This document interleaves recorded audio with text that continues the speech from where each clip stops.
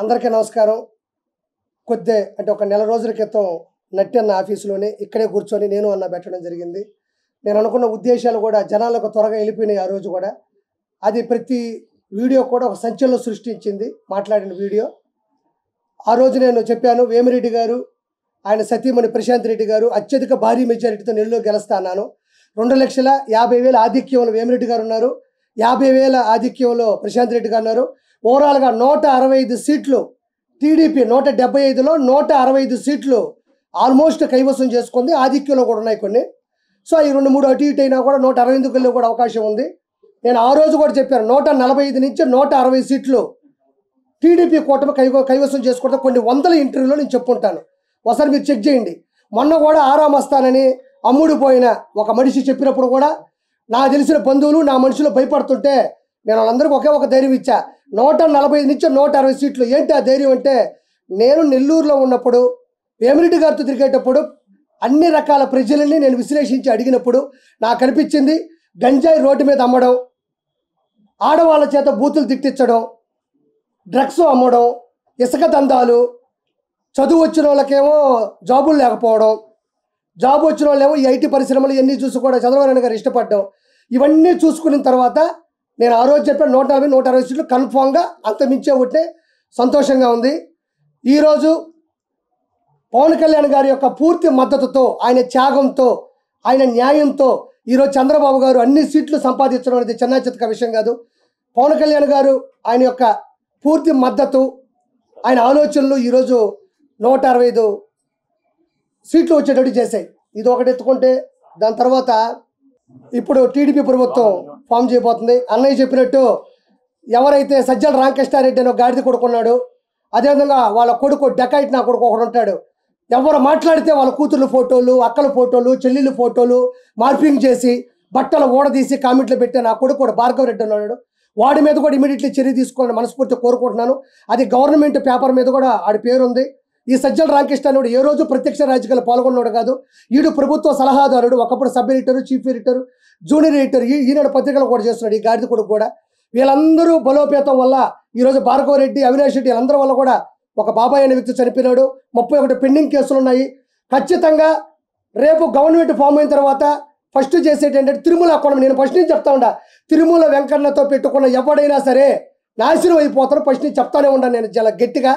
అదేవిధంగా వెంకటేశ్వర స్వామితో, శ్రీనివాసుడితో, గోవిందుడితో ఎవడైతే పెట్టుకున్నాడో ఇలా నాయన, ఆయనే పోయాడు అడవిలో పడి. ఈడెంత అంటాను నేను డైరెక్ట్గా. ఈరోజు 165 సీట్లు వచ్చాయంటే కేవలం పవన్ కళ్యాణ్ మద్దతు కావచ్చు, బీజేపీ మద్దతు కావచ్చు, చంద్రబాబు గారి ఆయన పడ్డ కష్టం కావచ్చు, వాళ్ళ అబ్బాయి యొక్క తెలివితేటలు కావచ్చు, ప్రజల చైతన్యం కావచ్చు, ఇవన్నీ పక్కన పెట్టుకుంటే కేవలం వెంకటేశ్వర స్వామితో పెట్టుకున్న విధానంలో రేపు వెంకన్న సన్నిధిలో పైన ఒక కమిటీ దిగితే 100% జగన్మోహన్ రెడ్డికి బాబాయ్ హత్య కేసు అవసరం లేదు. రెండో పాయింట్, పాత కేసులు అవసరం లేదు. వెంకటేశ్వర స్వామి హుండీ డబ్బులు వెంకటేశ్వర స్వామి మెడలో ఉండే హారాల దగ్గర దొరికిపోతాడు ఆ మనిషి. కాబట్టి నెక్స్ట్ ఇంకోటి చెప్తున్నా, పవన్ కళ్యాణ్ గారిని పట్టుకొని నీకు 3 పెళ్ళిళ్ళే అన్నాడు. ఇప్పుడు నేను మా జగన్మోహన్ రెడ్డికి మంచి డ్రెస్ వేసి, చీర జాకెట్ వేసి, లంగా ఓణి వేసి, నిండు ముత్తైదుగా చేసి మా పవన్ కళ్యాణ్ గారి శోభనం గదిలో పంపిస్తాను.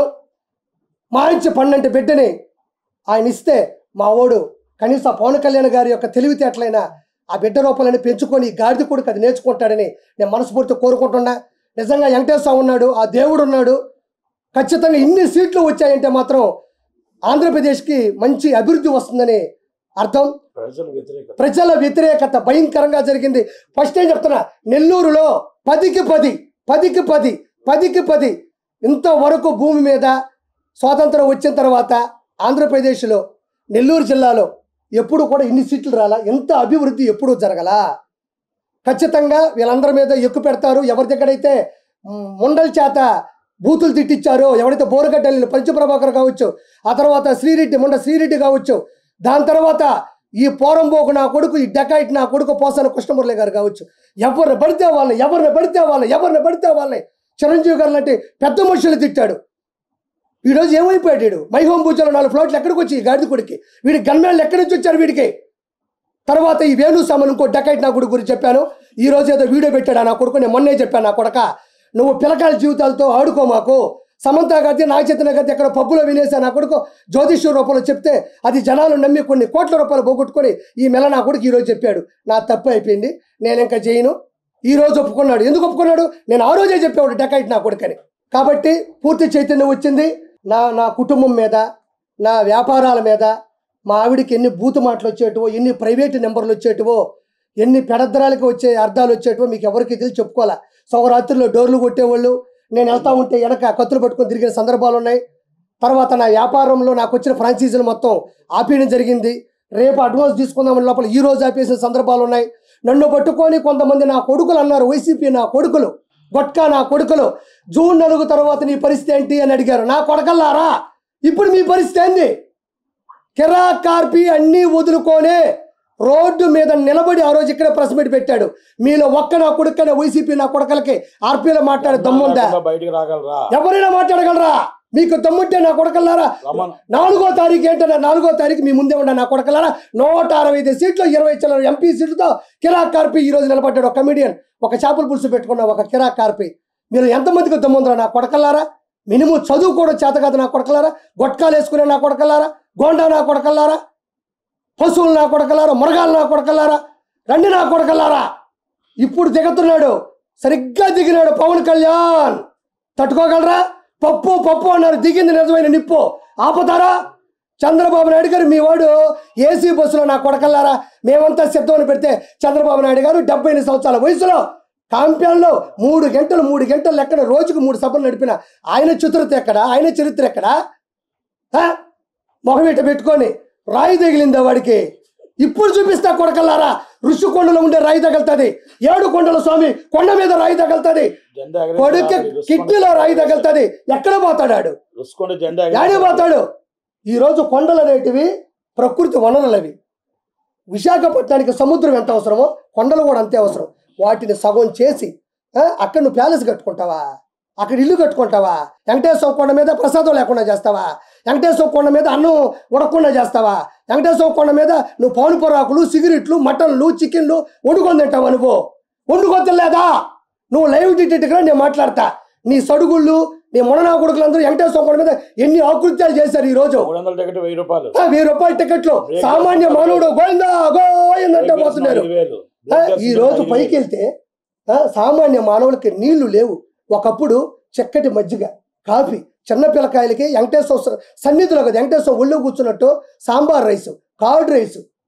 ఎట్ట TTD equal to TDP Chandrababu Naidu గారు హయాంలో. ఈరోజు ఏమైంది?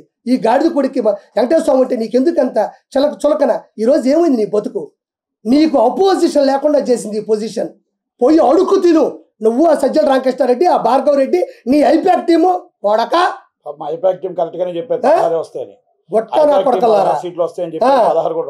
ఈ కొడాలని ఎట్టపోయినాడు ముసలోడు, బొచ్చుగాడు అన్నాడు.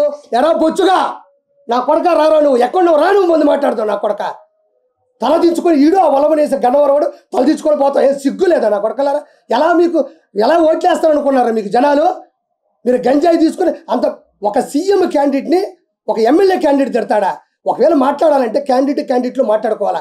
ఈరోజు నిన్ను నేను నిలదీసే స్థాయికి ఎందుకు దిగజారిపోయినావు నువ్వు? గొట్కా నా కొడకలారా మీరు. ఏడా పేరు నాని ఏడు, ఏడా పేరుని కిట్టుగాడు ఏడాడు? మిథున్ రెడ్డి, వైవి సుబ్బారెడ్డి, విజయసాయి రెడ్డి ఏటుగాడు ఏడే? వేమిరెడ్డి ప్రభాకర్ రెడ్డి మీద ఎక్కడ పోయాడు? ఎయిర్పోర్ట్ వేస్తావు నువ్వు? చెప్పారుగా డిపాజిట్లు రావని చెప్పిన కొంచెం అటు ఇటుగా పోతా ఉన్నట్టుంది. ఊదుపొక్కలు ఒకటి వేసుకొని నా అంత సాధ్వి లేదు. నేను ఒక తాళ్ళపాక అన్నమయ్య వెంకటేశ్వర స్వామి దగ్గర పోతుంది. రోజమ్మయ్య, రోజా మా అత్తే. అది కాదు ఇప్పుడు ఆమె ఒక హిందూ అండి. నేను ఎవరు తక్కువ అంచనేసి చెప్పట్లే. నేను మా ఆవిడ నా పరిచయం అయిన తర్వాత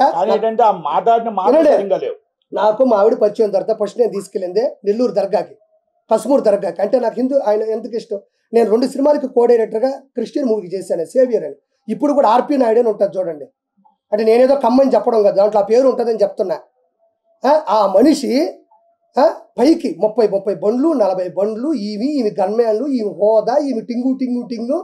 నన్ను చూడు, నా అందం చూడు. ఏమైందమ్మా ఈరోజు? ఏం చూడాలి నీకు? ఎగిరిగిరి పడ్డావు, 1000 కోట్లు దంచావు నువ్వు. ఈరోజు నగిరీలు అట్ర ఫ్లాప్ అయ్యావు నువ్వు. ఏం కర్మ నీకు? వెంకటేశ్వర స్వామి దగ్గర జరిగే అవినీతి ఒక్కరోజు ప్రశ్నించకపోయాను. జగనన్న జగనన్న అందరూ నేను మెచ్చుకుంటున్నారన్న అన్న అన్న గొడ్డలే ఏం కాదు. 10 మేము ముష్టి వేసాం అనుకోండి, గాడిద కొడకలారా మీకు 10 ముష్టి వేసాం. ఆ 10తో బతకండి. ఈ రోజు అపోజిషన్ లేదు. ఒకటి మాత్రం చెప్తున్నా, పవన్ కళ్యాణ్ గారు అదే పవన్ కళ్యాణ్ గారు ప్రధాన ప్రతిపక్షం పవన్ కళ్యాణ్ గారు అంతే. నేను ఒకటే ఒక మాట మాట్లాడుతూ ఉండా.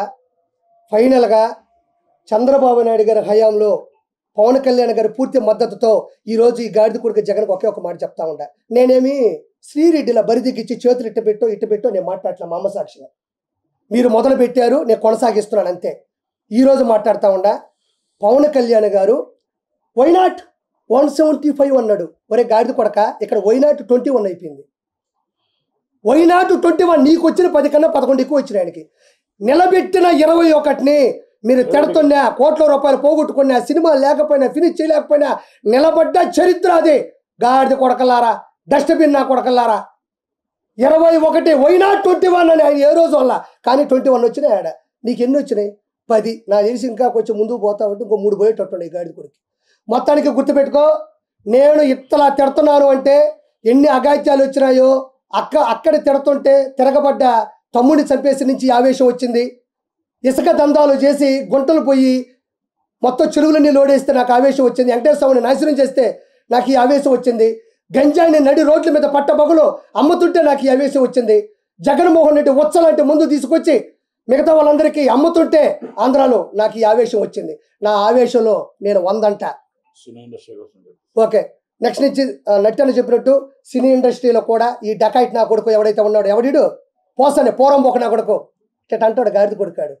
వాడు పోయాడు. వాడికి FDC చైర్మన్ అంటే ఫిల్మ్ డెవలప్మెంట్ కార్పొరేషన్, ఎవరికి తెలియదు. వాడు ఏ రోజు ఫిల్మ్ డెవలప్మెంట్ కార్పొరేషన్ అంటే నట్టనుకున్నంత నాలెడ్జి, నట్టి కుమార్ అన్నకున్నంత ప్రేరణ, నట్టి కుమార్ అన్నకున్నంత ఆవేదన ఏ రోజు ఆ గాడిద కొడుకులో నేను చూడలే.